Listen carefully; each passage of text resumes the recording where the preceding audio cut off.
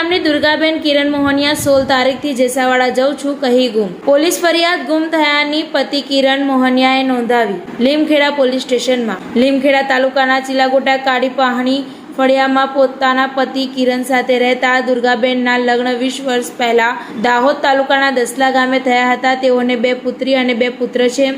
દુર્ગાબેનના પતિ ઘરકામ ખેતીકામ છૂટક મજૂરી કરી પોતાનું ગુજરાન ચલાવતા હોય। દુર્ગાબેન વારંવાર રિસાઈને જતી રહે તેવી પણ કુટુંબજનીઓએ મીડિયા સમક્ષ જણાવ્યું।